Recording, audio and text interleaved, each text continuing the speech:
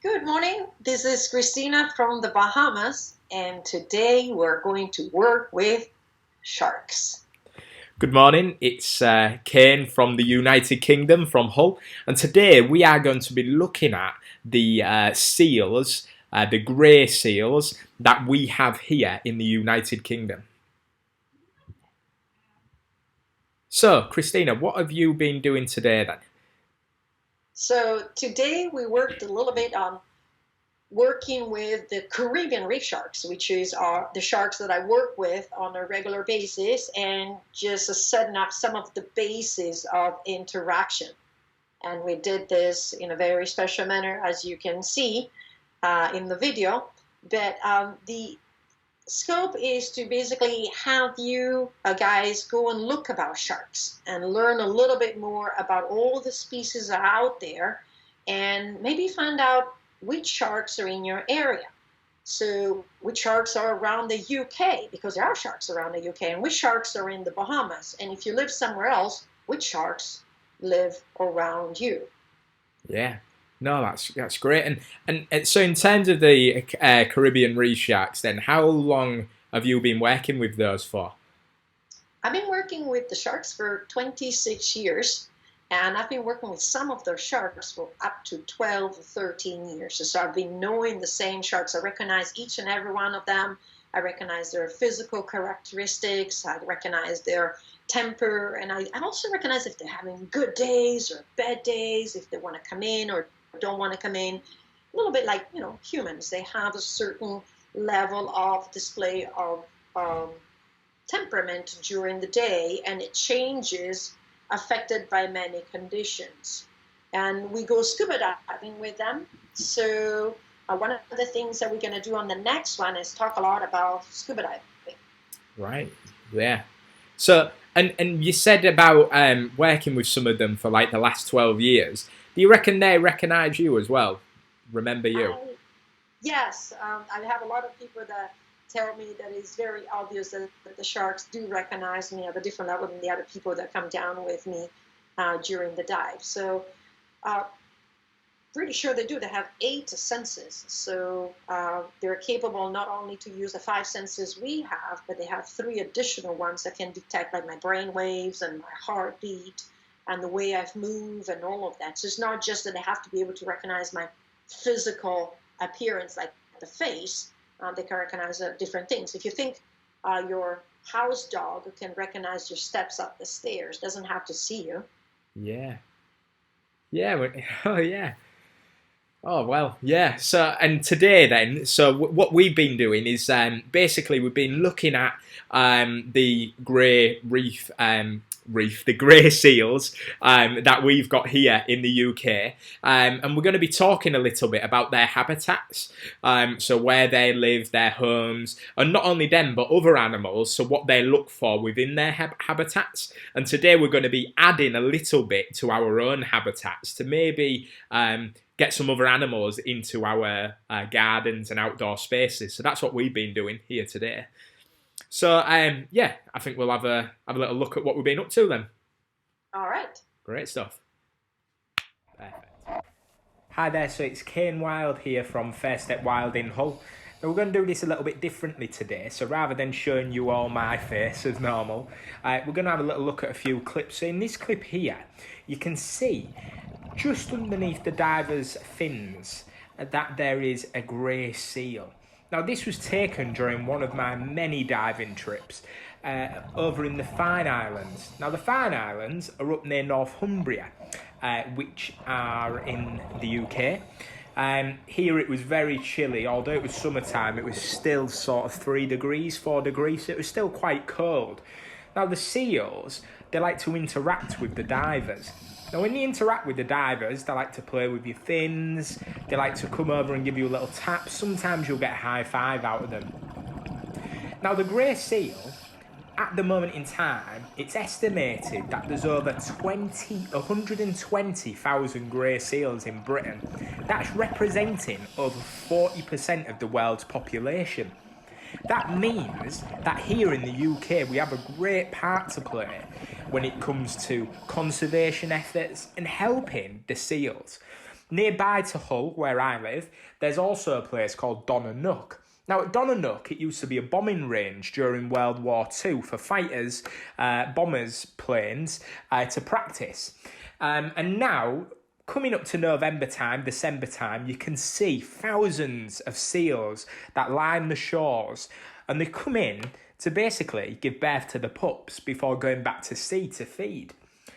So, over onto the next video. So on the next video, you can see all these little shells moving around. Now I remember it because I was overwhelmed. It was crazy the amount of little shells that were on the floor. There was hundreds of them, and these little shells were all moving, and it turns out that it wasn't just empty shells, but they were actually hermit crabs.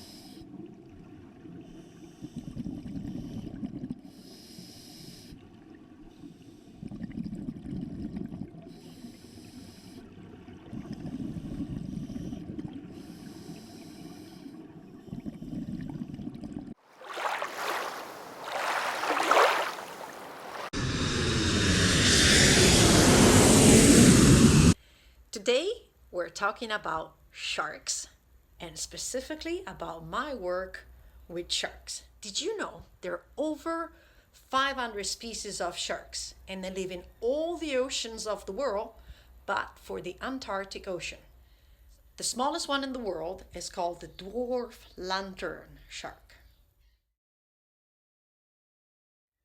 The biggest one in the world is called the whale sharks. I work with Caribbean reef sharks in the wild. I go both scuba diving and free diving with them. I wear protective gear because some of the work I do with them is removing hooks.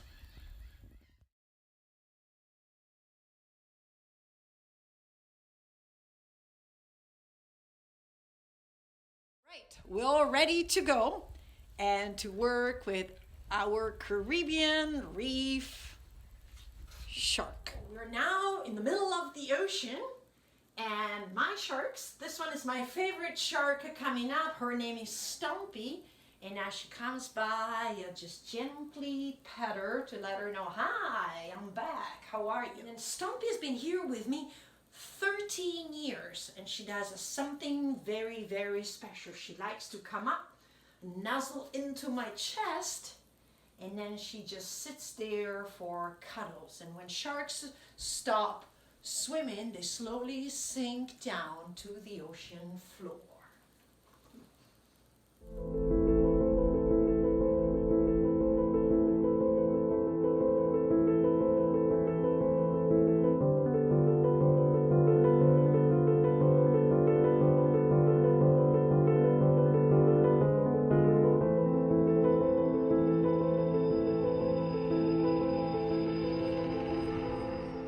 Contrary to popular belief, sharks can actually sit on the ocean floor and ventilate through a system called the buccal pumping.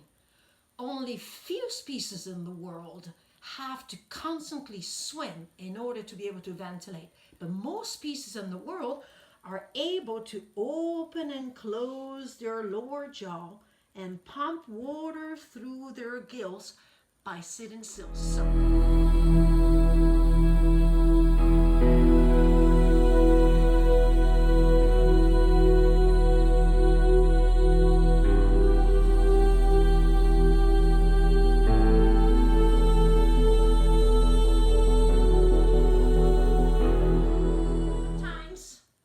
My poor babies come in with hooks in their mouths. So that is when I use getting close to them to remove the hooks. Stumpy unfortunately just got hooked on a giant one with a lot of lure. When I try to touch her, she actually doesn't want to be touched. She swims away because the hook hurts. We've been working on this now for over a half hour. Now she's coming in, and I'm going to reach with my hand and touch her on the head and see if I can remove the hook. Remove the hook. There we go. And here she swims away. Very happy. And I've got one more hook for my collection. And she comes back for some cuddles.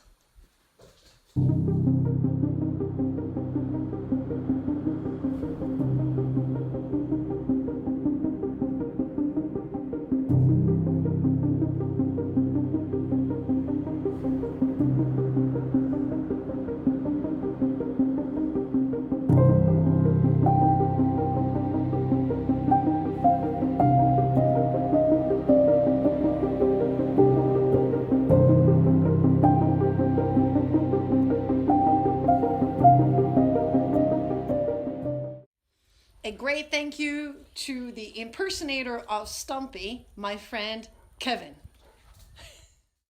Right, so that was our challenge today, looking at the habitats, and by looks of it, it looks like we're joined by the shark from the Caribbean.